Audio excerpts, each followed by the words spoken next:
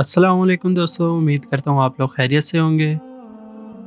एक बार हज़रत उमर रज़ी अल्लाह ताला अन्हो मस्जिद नबवी में तशरीफ़ फरमा हुए तो हज़रत मोहम्मद सल्लल्लाहु अलैहि वसल्लम रियासत के कामों में मसरूफ़ थे और दो नौजवान एक मजबूत देहाती को पकड़कर आपकी खिदमत में हाजिर हुए। इन्होंने हज़रत उमर रज़ी अल्लाह ताला अन्हो से शिकायत की कि इस आदमी ने हमारे बूढ़े वालिद को कत्ल कर दिया है और अब हम हरगिज़ खून का बदला खून चाहते हैं।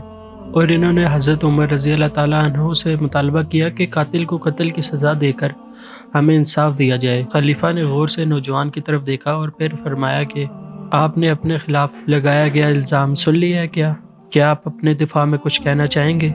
देहाती ने जवाब दिया, जी हाँ ए अमीरुल मोमिनीन, मैं अपने जुर्म का इतराफ़ करता हूँ। और कहने लगा कि मैं अपने प्यारे ऊँट के साथ कहीं जा रहा था। जब थकावट मेरे पर हावी हो गई तो मैं आराम करने के लिए एक बाग में रुका तो मैं एक दरख्त के साए के नीचे बैठ गया तो मेरे ऊँट ने उस दरख्त के चंद पत्ते खा लिए। ये सारा आलम देखकर वहाँ के एक बूढ़े माली ने मेरे ऊँट की तरफ इतनी ज़ोर से एक पत्थर मारा, वो पत्थर मेरे ऊँट के सर पर लग गया और वो शदीद तड़पा और वहीं पर मर गया।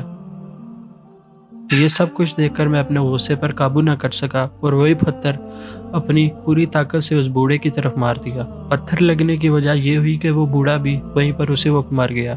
मेरा ऊँट मुझे बहुत प्यारा था। इसके बाद ये दो नौजवान मेरी तरफ आए और मुझे इन्होंने पकड़ लिया।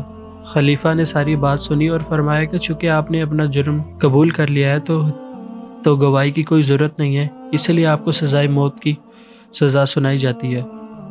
देहाती अपनी सज़ा का फरमान सुनकर कहने लगा कि आप इस सज़ा पर 3 दिन बाद अमल दरामद करा दें।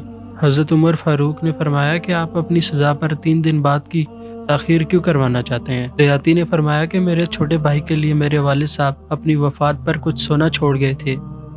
वो इस वक्त इतना छोटा है कि मैं इसको बता नहीं सकता था कि वो सोना मैंने कहाँ पर ज़मीन में छुपाया है, लेकिन अगर आप मुझे 3 दिन का टाइम दे देते हैं तो मैं अपने छोटे भाई को वो जगह बता दूंगा कि मैंने अपना सोना कहाँ छुपाया है। अगर मेरी सज़ा की वजह से मेरे छोटे भाई को उसका हक ना मिल सका तो रोज़े महशर में मुझे इस चीज़ का हिसाब देना पड़ेगा। किसी ईमानतदार आदमी के हवाले सोना करके मैं अपनी मौत का सामना करने आपके पास खुद आ जाऊंगा। खलीफा ने यह सब कुछ सुनकर फरमाया कि आपके पास कोई ऐसा इंसान है जो आपकी ज़मानत दे दे, और अगर आप वक्त पर ना पहुंचे तो इस सज़ा का हकदार वो बन जाएगा। देहाती अदालत में मौजूद लोगों की तरफ गौर से देखने लगा और फिर हज़रत अबू गफ़ारी हज़रत रज़ी अल्लाह ताला अन्हो की तरफ इशारा किया और फरमाया कि ये मेरी ज़मानत देंगे।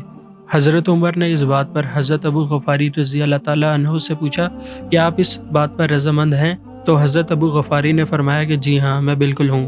हज़रत अबू गफ़ारी नहायत मुअज़्ज़िज़ सहाबी थे और इनको हज़रत उमर ने बतौर ज़मानत कबूल कर लिया था। दोनों नौजवान भी इस बात पर मुत्तफ़िक़ा हो गए और मुजरिम को जाने दिया।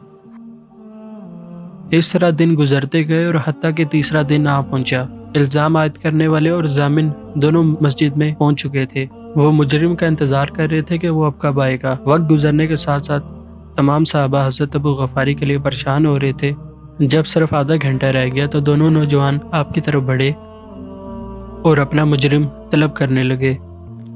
हज़रत अबू गफ़ारी ने फरमाया कि अभी कुछ देर बाकी है, आप लोग इंतज़ार करें, अगर वो ना आया तो इंसाफ की खातिर मैं अपनी जान दे दूंगा। हज़रत उमर ने फरमाया कि इस सूरत में कातिल कभी भी वापस नहीं आता, लेकिन हम अपने असूल पर अमल दरामद करेंगे। ये सुनकर तमाम साहबा हज़रत उमर गफ़ारी के लिए परेशान हो गए और इनकी आंखों से आंसू बहने लगे। किसी ने इल्ज़ाम लगाने वाले हजरात से बोला कि वो खून के बदले रकम कबूल कर लें, मगर इन्होंने ये कहते हुए इनकार कर दिया कि हम खून के बदले खून लेंगे। जब अदालत में मौजूद तमाम अफराद ज़हनी तौर पर परेशान थे तो वो देहाती आ पहुंचा और वो सर से लेकर पाँव तक पसीने से शराबूर था। जब वो अंदर दाखिल हुआ तो इसने खलीफा को सलाम किया और फरमाया कि अल्लाह के फजल करम से मैं अपने चचा को अपने छोटे भाई का हक दे आया हूँ, ताकि वो सही वक्त आने पर मेरे छोटे भाई को उसका हक दे दें। जैसा कि आप देख रहे हैं कि मैं ऐन वक्त पर पहुंच चुका हूँ, तो सज़ा में ताख़ीर न करें। तमाम लोग कातिल की ईमानदारी और वफादारी पर हैरान थे। हज़रत अबू गफ़ारी ने हज़रत उमर रज़ी अल्लाह ताला अन्हो से फरमाया कि यह आदमी मेरे लिए बिल्कुल अजनबी था,